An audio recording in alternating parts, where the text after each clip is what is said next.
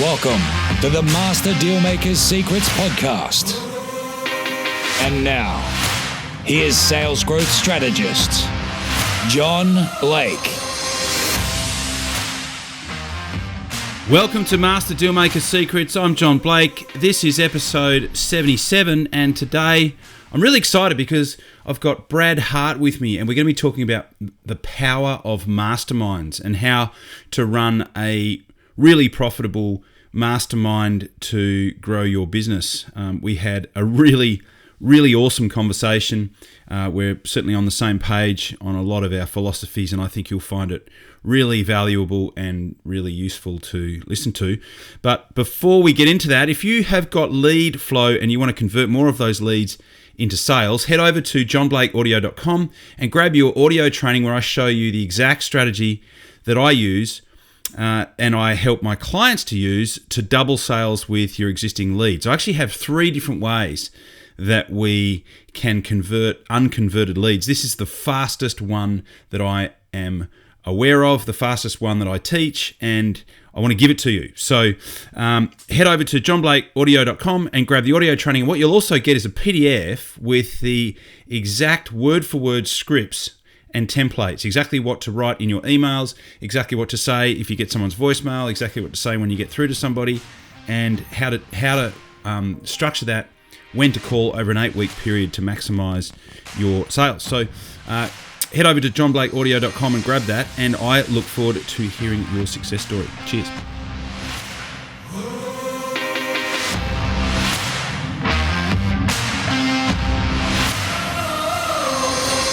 Okay, so I've got Brad with me. Before I introduce Brad, I'll just give you a little bit of background on Brad. He has got 20 years experience as an entrepreneur, 16 managing wealth under his belt.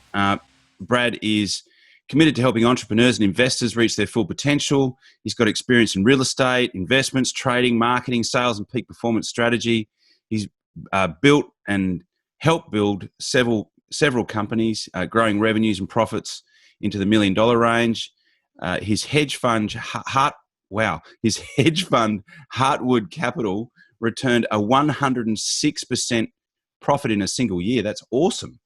And he's co-led a mastermind of 52 people in China and Hong Kong.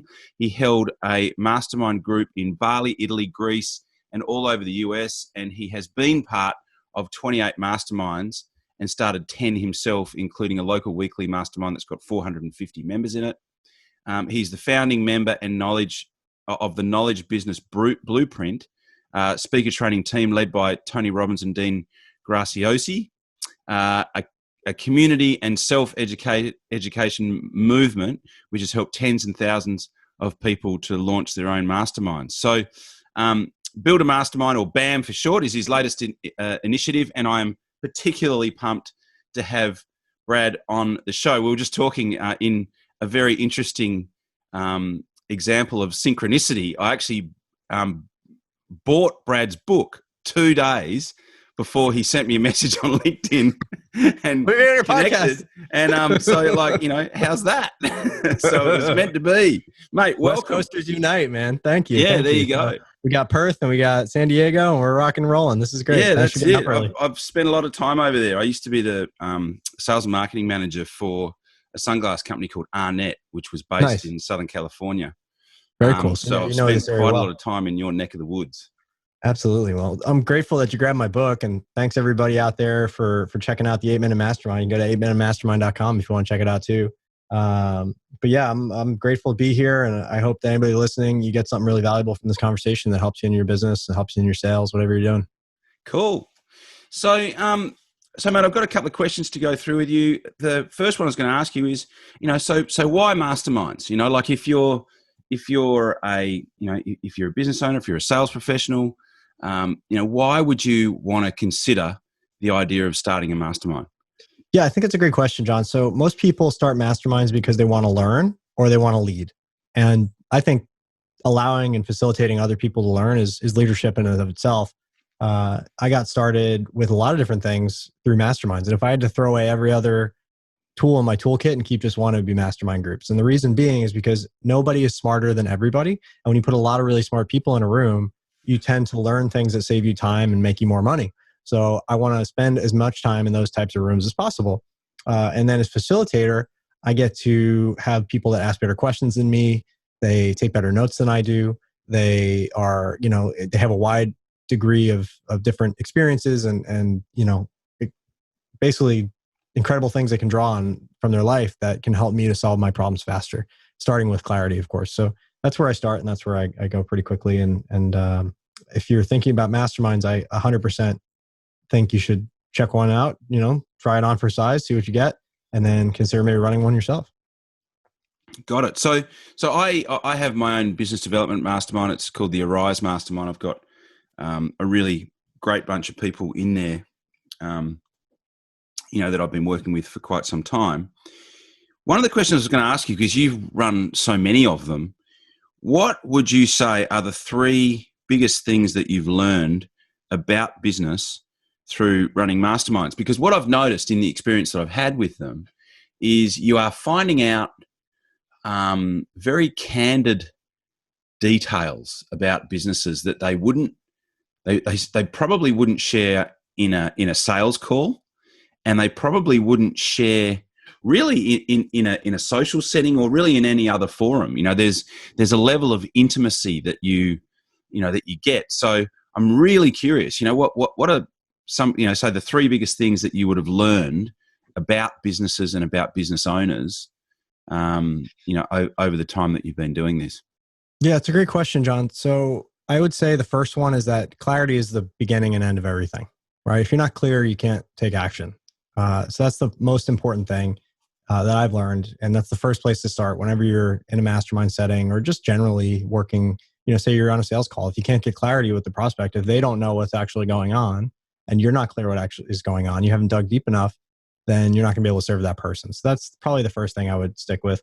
The second thing is really, people share authentically and vulnerably because they feel like they're in a safe space, right? I think human beings were naturally evolved to want to share information with each other and to collaborate with each other. But somewhere along the line, we get in our heads that we need to be competing with each other and withholding information, which actually keeps us from getting, our problem solved in a lot of cases. Because if you can't be vulnerable and authentic and you can't talk about what's really going on, then you're going to be, constricted in your ability to solve these problems and to bring in the connections and the resources and the opportunities and the people and the systems that can solve them for you. And then finally, if you're really concerned about privacy, you can certainly do an NDA or something like that. It really comes down to the people in the room. If you have people in the room that like and trust, then you can do incredible things. And a lot of people go through life, especially in a corporate setting, thinking that they have to play this game against everybody else. But when you get into entrepreneurship, you start to realize, wow, we're doing something very difficult that not a lot of people can do. And we're all doing it in our own way. So unless you're in direct competition with somebody, I say share as much as you possibly can, because what goes around comes around, and they're going to share their best stuff, and everybody, it'll be pretty apparent very quickly if somebody's withholding or not a good addition, and they'll be shuffled out the door. Yeah, I love that. And there's one of the things that I learned really earlier on in the piece, because I was asked to join a mastermind, and it went on for a couple of years. It was actually really good. And at some point, I think it just reached its sort of logical endpoint, you know what I mean, as some of them do. Yeah, longest I did was 3 years in one. Yeah. And so one of the biggest ahas for me was I joined it thinking that, I was, really quite selfish in my approach. I was thinking, I'm going to join this because I wanted to get some business out of it. You know what I mean? That was kind of, probably my, number one motivation. But the thing that I found most valuable was that situation where somebody's got a problem and you know exactly how to fix it, and you can contribute that, and it's nothing to you because you just do it all day, every day. And to them, it's like this massive revelation. And it's probably the most valuable thing that anybody has contributed to the dissolving of that problem for months, if not years. That's right. You know, it's like someone sitting there going, and you go, oh yeah, why don't you just do this and this and this and this and this? Or that's probably happening because you haven't got that in place. Why don't you put that in place? And you can just, it's like the clouds part and this beam of light shines through and they're like, oh my God, why hasn't anyone else told me? It's crazy. And they could hire a ton of coaches and read a ton of books and never get that answer. Yeah. There's nothing like having somebody in the room who's gone through it before to just be like, oh, just do that. Yeah. Right. Simple as that. I think the best example for me recently, and, I join a lot of masterminds as well as I'm invited to a lot because people kind of know me now as the mastermind guy. My friend put one together and he's a big influencer and he probably had 100 plus people. Like Roland Frazier spoke at this thing and the guys from, Digital Marketer, Ryan Dice was in it and just some really incredible folks talking about events, talking about buying businesses, like all this really high level stuff. And within 3 days, I had dinner with one of the participants who I had met before, but we never really connected. So he happened to be in San Diego and we all went out to dinner. I wouldn't have known that if it wasn't for the mastermind. I got to reconnect with a friend I hadn't seen in years. I got to meet 2 new people, both of whom we're going to be doing affiliate work with. And then I'm promoting another launch, which was going to reset for me. So it was a free invite only thing. Like you had to be somebody who's at the top of their game to be in that room in the first place and be invited by this person. But I'm going to get a couple $100,000 of business out of it probably, just in one day worth of work. Like there's no higher leverage point in my business at this point. Like I always tell people when they're first starting out, focus on sales and marketing, right? And anybody who's in sales knows that, right? You got to get a certain level of skill before you can make any real money, which is to get to the 6-figure mark, sales, marketing, leadership development, personal development, and to some extent, mindset or any baggage or issues you got to work through. Then to get to 6 to 7, you got to switch gears. It's not about what to do. It's about what not to do. So you got to think about, all right, now I got a team, I got a system, I got to, have processes and orient myself in that direction. It's how can I get all these little jobs off my plate so that I can actually focus on the big stuff? And then when you start getting into the high 6 figures, you want to push it over to 7 and beyond. Now it's all about people. It's about processes. It's about hiring these key players that can take you to the next level and having the time to go out and network with people who can leverage your skills exponentially and introduce you to their audiences. And it just becomes a relationship game at that point. You have an engine now. Now it's time to go out and feed the engine. So, and then ultimately, and this is a key from Ryan Dice I got, which was incredible. He's a really smart guy. He started Traffic and Conversion Summit, which he sold, and Digital Marketer. He said, you need to get to a place where you can get your ego out of the way and hire for your strengths because you're not truly free of the business. You don't own a business until somebody can do something in your business better than you ever did. That's when you really are winning. So yeah, I love that. That's what I'm looking forward to. That is often a situation that I walk into where the owner of the business is like the best salesperson in the business, and on some level, they don't believe that there will ever be anybody that can do as well as what they can in that space. And on one level, they might be right, but then if they are right, then you need to navigate that, right? They don't have a business; they own a job. Well, there's that, but in terms of how to fix it, it's like, okay, well, if you are right, the outcome's still the same. You can't grow your business if you're one of the main spark plugs that makes it work. So it's like, okay, well, we either need to increase your fees so that whoever you hire in this role can actually handle a lower conversion rate, so you can make more profit.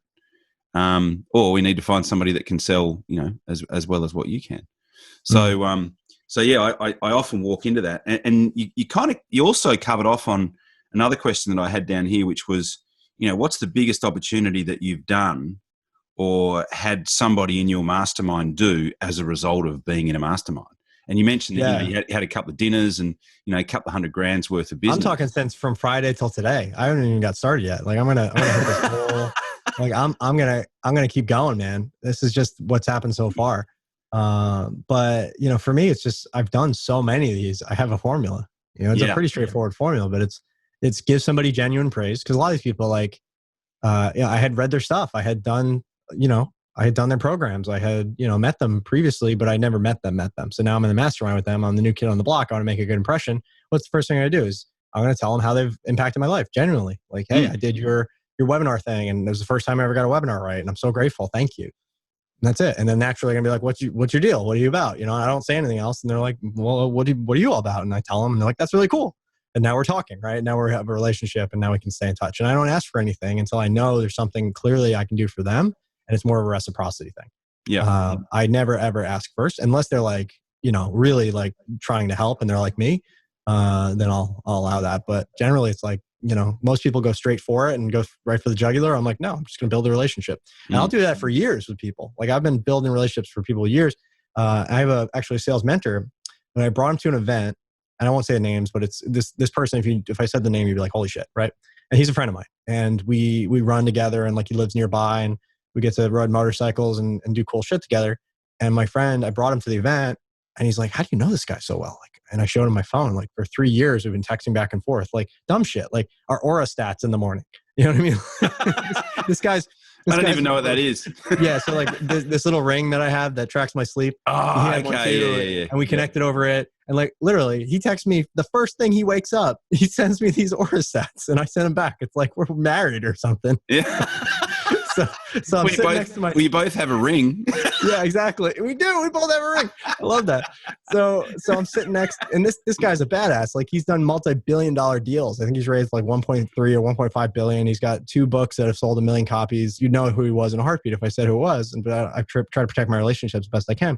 And I'm sitting next to my sales mentor, Cole Gordon, and Cole's like, "How the hell do you know this guy so well?" And I showed him my phone. Like for 3 years, we've been chatting to the point where we're just friends. Like I don't make it about business because that naturally will come when it needs to happen. But what people miss is that, you know, you got to play the long game. Got to play the long game. Simple as that. Always. So masterminds are great ways to do that. And you could just run a mastermind, you know, with all your best friends and foot the bill, and they get a ton of value out of it. And now guess what? They associate that value with you, regardless of whether you gave them the value or not, right? Just putting the right people in the room. Yeah. It's a great way to get started. So do you have a combination of free and paid? Yeah, I do. So I do a free one here in San Diego. I occasionally do what I call mega minds, which are invite only. But the free ones, you know, anybody can show up. They're typically 15, 20 people. I do them at my house or in a space nearby, depending how big they get. You know, we'll make it fun. We'll bring tacos or something, and we'll mastermind for a couple hours and network. And they're typically for entrepreneurs in the local community here in San Diego. So that group, they're like a one-off kind of thing. Yeah, they're a series, but typically, you know, some people go a lot, some people come one, and you know, then come 6 months later, kind of thing, or never again. But you know, that's one thing. And then I have a paid mastermind, which is quite expensive, but it's very specifically for clients, right? It's very specifically for people who want my expertise and value my expertise in what I am really good at, which is money, masterminds, and marketing. You know, those are my 3. Yeah. So when you say a series, does that mean you put them on once a month or once a week? Once a week. Got it. Oh, yeah. Yeah. And then when COVID hit, we actually did a virtual one to try to replace it because we couldn't get together. And we had 500 people sign up in 2 weeks. It was madness. Yeah, it was bedlam. Yeah. So I did 1 or 2, and I was like, this is gnarly. Like I can't. So I brought in a bunch of people to help facilitate, and we did breakout rooms on Zoom, but it just wasn't the same. So I stopped doing them. We're starting now finally to pilot some more, like, you know, very small ones at my house because I just love that feel, and it's just a great community builder.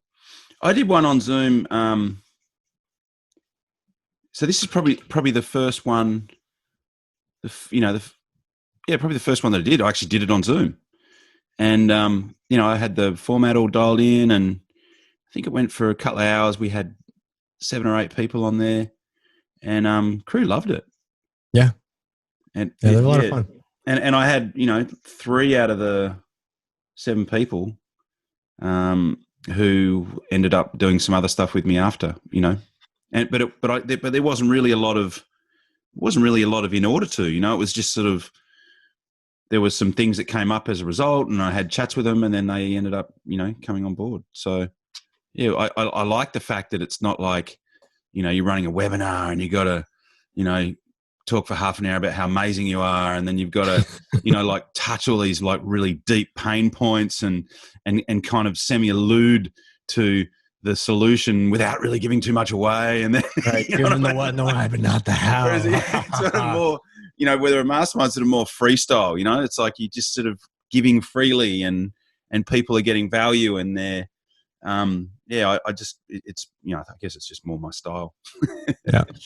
Yeah. So I love running them. I love being a part of them. Again, they're my number one tool. I really think that mastermind groups can change the world. They can help a lot of people, but they're still fairly unknown. I would say about half the people in our industry that I speak to actually know what they are, or have actually been a part of one. And I would like to one day have that be like, a key part of the educational system. I've learned so much from being part of masterminds. I'll share a quick story if you want. Yeah. So the one in Hong Kong and China, I didn't even lead that one. I was facilitating that one, and I sold all the spots. And the reason that came about was I met a guy named Michael, and Michael was doing about 100K a month on Amazon. And I was like, that's really cool, man. He's like, yeah, and I work like 5 hours a week. I'm like, really? Show me your ways. He's like, cool. Well, it's $30,000 to coach me. I'm like, okay, 30 grand. I could come up with that. But I'm like, are there other people that want to learn this from you? He's like, oh yeah, hundreds. I'm like, great. Well, do they all have 30 grand to give you? He's like, nope. I'm like, well, what if you ran a mastermind where they all paid less, but you got more, and you can just teach it like as a series. You can make it a course after, or keep it going. We could do a travel one where you go to Hong Kong and China and show people how to like source products. And he's like, yeah, I can get around that. It'll be fun. And we did it. So I put together a Facebook group. We did an invite. We did a little bit of content training, and then people got on a phone call with me. I closed the deals. In 2 weeks, we'd raised 35 grand, enough to pay for my trip, enough to pay for the mastermind. He ended up throwing a big party on a yacht. And we all went to Hong Kong and China for a couple of weeks and went to all these fairs, and people learned about sourcing products and putting them on Amazon.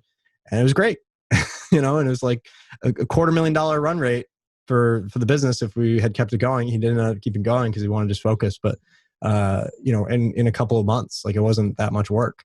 And I learned a ton. I ended up on the back of that, not starting my own Amazon business, but starting a marketing agency for Amazon businesses, which went from 0 to 75K in 6 months. And then I sold my share in it. So, on the back of that one mastermind, I was able to start almost $1 million business. Wow. That's awesome. Very quickly. Yeah. So even if you're not the expert, you can still run a mastermind. I think that's the big thing that a lot of people, ask me is like, what is a mastermind? How do I run one? And then do I have to be the expert? Those are like the 3 top questions I get. So I always like to answer those questions on any interviews I do, because I don't want to keep anybody to keep themselves from trying because they don't feel like, or they feel like an imposter, like who's going to learn from me? But that's not the point. Like, who can you learn from and get paid to do it? That's the cool part.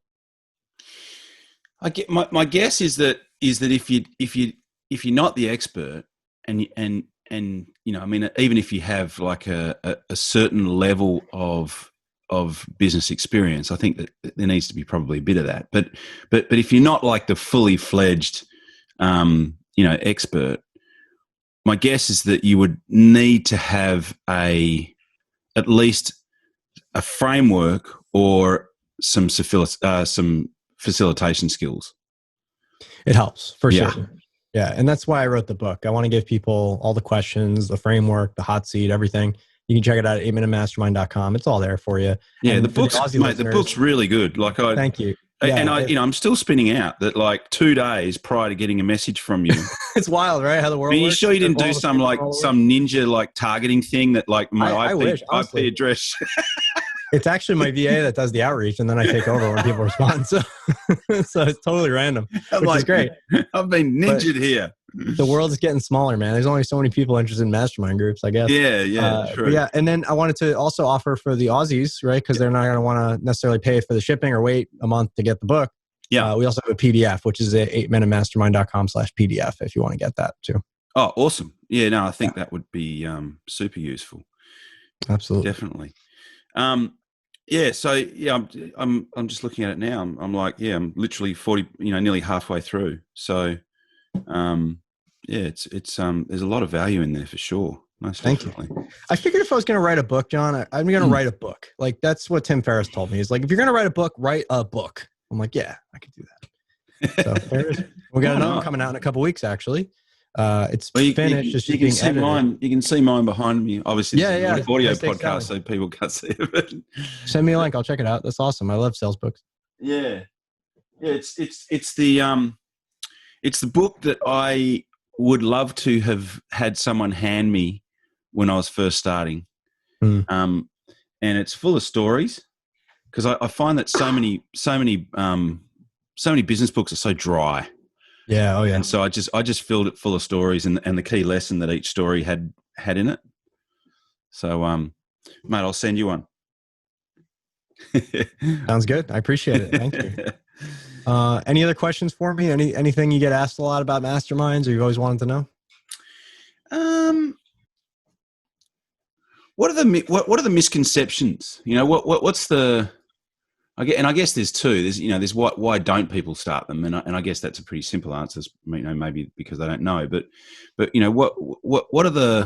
what's the pushback that you get when you invite people to masterminds, if you get pushback at all?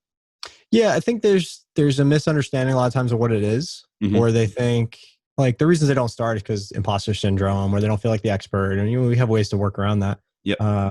And then corporate environment too is another one. Like they're like, oh, I don't know, masterminds, they don't quite. You don't have to call it a mastermind. You call it corporate training. You call it workshop. You can call it whatever you want, right? Actually, you just run it like a mastermind. What did I call mine? I called mine. I came up with a really cool name for it. It was like I called it like a focus group or something. Yeah, focus group, that works. And that just calling it that ended up. I just felt like I had a lot more uptake, Yeah. Well, again, you want to use the language of the people that you're targeting ultimately. Yeah. The tribal language, if you will. Yeah, exactly. So yeah, I think the misconceptions are, the naming, how difficult or how formal it has to be. It can be really informal. You can wing it. It's not going to hurt anybody if you get it wrong. Nobody's going to die. Yeah. And it's not up to you to provide all the value. That's the other piece, is like you can partner with really smart people to run it.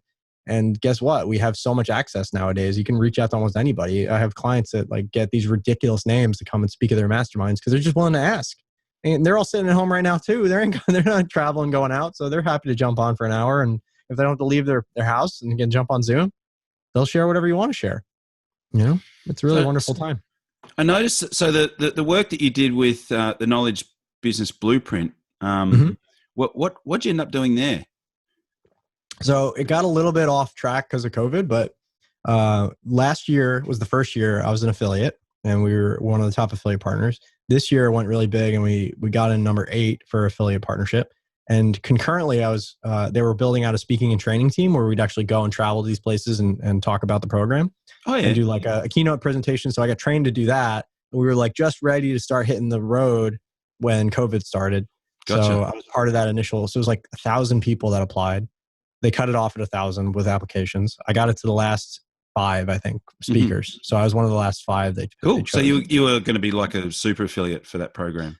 I was an affiliate. Well, I am an affiliate. And then I was also basically a speaker and a trainer. I helped them with their first 2 workshops as well. They did in Scottsdale. They taught a couple of KBU workshops. And then, COVID kind of just threw all the plans up in the air. And we'll see what happens next. But most of it is on hold at the moment as far as the speaking and training. And then next year we'll have a different launch in May, and we'll probably do something a little different, and I'll see where that lands. Awesome. Yeah. And I get to go to Fiji with Tony. So that's exciting. Oh, wow. As part of it. Yeah. So if you're a top 10 affiliate, that's kind of a big deal. It's 5,000 affiliates. It's Tony Robbins. It's a big launch, right? So we moved a lot of product, and the goal was the top 5 win cash prizes, and then all the top 10 go to Fiji. Unreal. Tony has an island resort out there called Namali. It's one of the top resorts in the South Pacific. Nice. Yeah.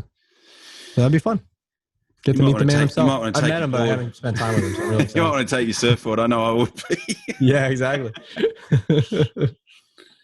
And so what then, in terms of books, so, we've sort of touched on the whole book thing.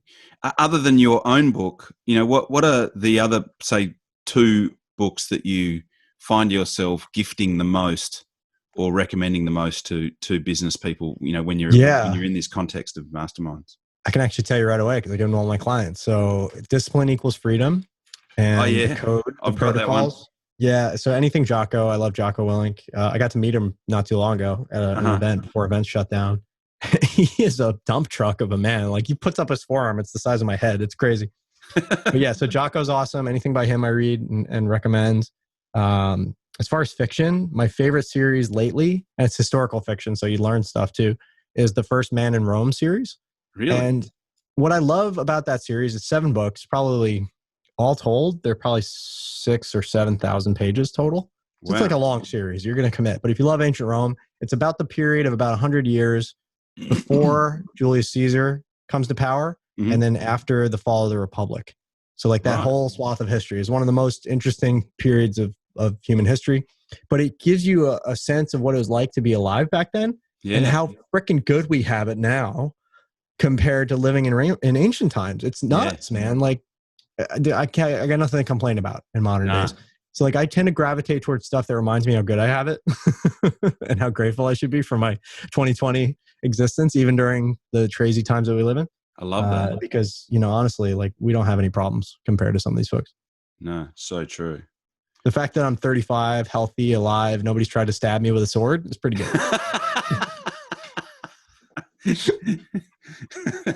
It's not yet, knock on wood. So good. It's like when people say to me, they go, oh, I got to fly to the States, it's bloody, 13 hours.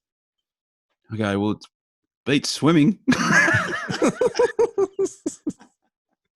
And people go, I got to fly to, from Perth to Sydney. It's like, it's going to be 3.5 hours. Like, beats walking. That's right. Sure does. And did you get there safely? And exactly. Nobody died along the way? Oh my God. No, it's all good. Louis C.K. has a great bit about that. Like, people used to trek out into the middle of nowhere in America, on freaking cattle ranches and shit. And, people would die and be born on the way. And like, they weren't the same group of people that left that got there. And, nowadays it's like, oh, I spent 6 hours on a plane. It was awful. Really? Was it awful? Was it the worst thing that's ever happened to you? Yeah. You didn't die of dysentery. Yeah, that's it. You didn't get attacked by natives. Yeah, exactly. So, yeah, man, I mean, we have a great opportunity. Long story short, I love the world that we live in. It's getting better all the time. And, if you focus on the bad, you're going to see the bad. And if you focus on the good, you're going to see the good. And that's just Tony Robbins 101, man. You got to manage your state and keep moving in the direction that you set out for yourself. And as long as you're making progress, you'll be excited and happy and grateful. Well, mate, I think that's a perfect place for us to leave off. So, mate, it's been my pleasure chatting to you. And thanks, John. I'm sure that all the people that listen to this each week will get a stack of value out of our conversation. So thank you very much, John. Yeah, if people want to reach out, I love hearing from people. So please feel free to reach out to me. Oh, yeah. How do people get in contact with you? You've already mentioned the book. Yep. 8-Minute Mastermind. Check it out. You can get the PDF at 8minutemastermind.com/PDF. Yep. And you can check me out on Facebook at facebook.com/Brad Hart. That's Hart, Brad Hart. Perfect. Unreal. Thanks again. Thank you, John. Have a beautiful rest of your day. And thanks everybody for listening. Have a beautiful rest of your day. You too, mate. You've been listening to Master Dealmaker's Secrets with John Blake. Subscribe to get more in-depth strategies to maximize your sales process with new episodes every week. And double your inquiry to sale conversion with the lead flow you already have. Go to johnblakeaudio.com for his exclusive free no-fluff audio training and companion PDF guide.